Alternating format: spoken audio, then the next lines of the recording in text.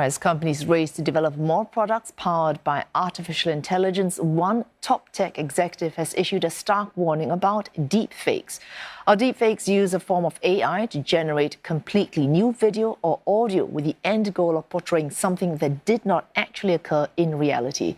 But as AI quickly gets better at mimicking reality, big questions remain over how to regulate it. Microsoft President Brad Smith, whose company backed the creator of ChatGPT, on Thursday said his biggest concern around AI was deep fakes, realistic-looking but false content intended to defraud people or compromise national security. In a speech in Washington about how best to regulate AI, Smith called for steps to ensure that people know when a photo or video is real and when it is generated by AI, potentially for nefarious purposes. Smith on Thursday also said in a blog post that machines should be subject to human oversight and that those humans should be accountable to, quote, everyone else. In short, said Smith, we must always ensure that AI remains under human control. This is especially critical, he said, when it comes to major infrastructure powered by AI, including the electric grid and water systems, and called on Washington to create new laws requiring the operators of these systems to, quote, build safety brakes into high-risk AI systems. Congress has struggled with what laws to pass to control AI, even as companies large and small have raced to bring increasingly versatile AI to market. Some proposals being considered would focus on AI that may put people's lives or livelihoods at risk, like in medicine and finance.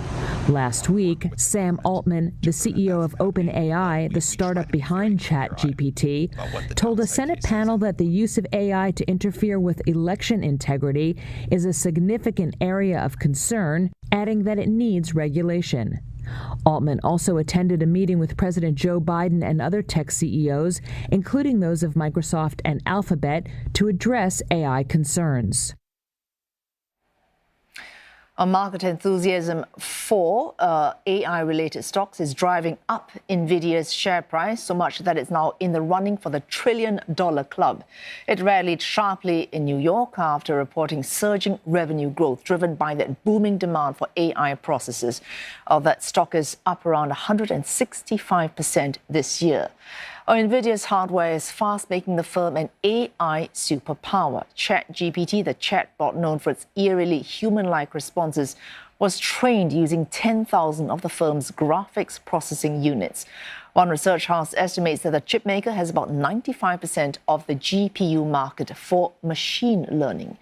AI looks set to become a factor in virtually everybody's lives, with users from personalized shopping to self-driving cars and robotics.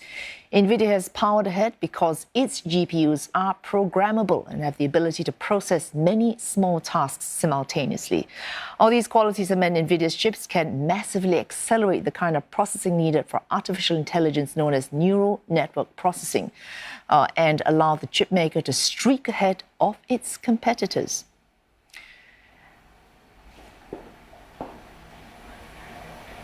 AI may be great for some companies, but is it good for investors? Joining us now to talk us through this is Dan Ives.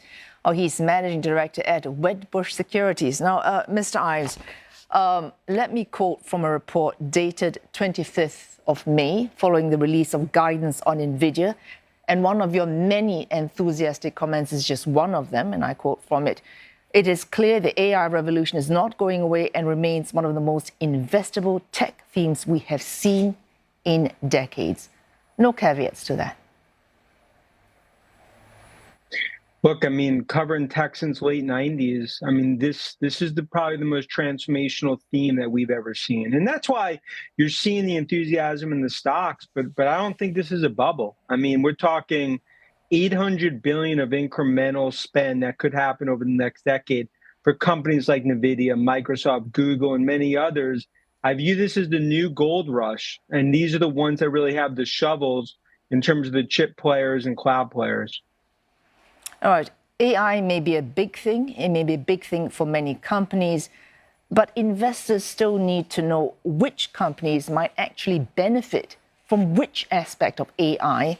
And a separate question is, are their shares worth people like us buying? Will we make money from it?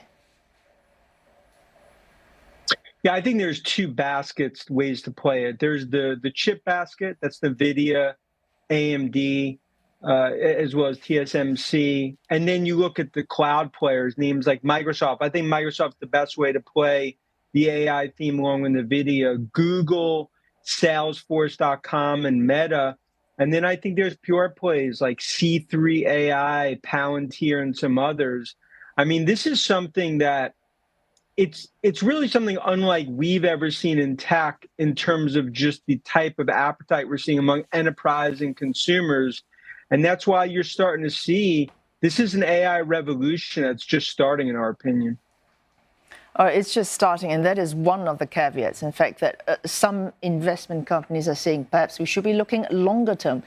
Before we crossed you, we had a whole spate of stories about concerns by governments, by authorities, about untrustworthy AI. So should we not be looking to see where regulation goes next before we start putting money into this ostensible gold rush? You know, because we all know regulation takes many, many years. So the regulators, both in the US, Europe, as well as Asia, I mean, they're going to be way behind the technology. There needs to be guardrails in place. There are going to be companies that lose from this, and there will be some froth. But I think from an investable theme, it's probably the most investable theme that we've seen in tech going back to late 90s. And I think that's really the sort of headline here. What you saw in NVIDIA, I think, is just the start of what's really sort of just a new sort of trend playing out among enterprise and consumers. And at the top of that mountain, Microsoft and NVIDIA. Google, Salesforce, and others are clearly, trying to play catch up. But break this down for a layman like myself. All right, you can make money from it. Before 2 questions ago, you're talking about companies that are likely to be scoring very big because of AI. So you've got the enablers, those that provide the infrastructure for AI to be carried out, those that enable the use of the technology, those that provide the data, which, let's face it, is the lifeblood of artificial intelligence, or companies secondarily, for example, Amazon's Bedrock, that makes AI cheaper for other businesses to use. So they will be making money from this. But would it not be an oversimplification to say it is necessarily a gold rush? Stick an AI label for anything, and automatically we will make money from it, and the money will come to me, not to someone else. Yeah, I don't think you could paint it all with the same brush. In other words, I can really count on 2 hands the amount of companies that really are going to benefit from AI that we see today. I think as investors, you got to be careful, because there's obviously companies that are going to sort of overhype themselves. But this is a real spending trend. Like I said, it could be trillions of spend, but it's really the chip players, the hyperscale, and some of the software names that are going to benefit in the near term. Then there's going to be the second, third derivatives. But look, this is a Game of Thrones battle playing out in terms of this AI arms race. All right. So if you could just make it clearer, near term, mid-term, longer term, where and how should we be investing as far as AI is concerned? Near term, Microsoft, NVIDIA, AMD, Google, as well as Meta. Medium term, the second derivative names, Salesforce.com, Datadog, Snowflake. Some of the cybersecurity names could benefit, like a CrowdStrike, Zscaler. Then third derivative, it's really going to be who are those other players that could go down the line in terms of call centers, names like NICE Systems, as well as a few other chip players that could start to get into the race. I think that's the best way to think about this: near term, medium term, long term. All right, a final question here. You've said that this guidance from NVIDIA puts paid to any notions of an AI bubble. Now, very quickly, my interpretation of bubble is you get a trigger, you get inflated expectations, and then severe disillusionment. Do you really think we are past that particular danger? Oh, yeah. I mean, when NVIDIA raises guidance by 60%, that's Superman Clark Kent style. In other words, that's basically something I've never seen, even covering tech in the bubble. I think what that shows is this is not a hype cycle. This is real. Oh, thanks so much for joining us. Daniel Ives, Managing Director, Senior Equity Analyst from Thanks. Wedbush Securities.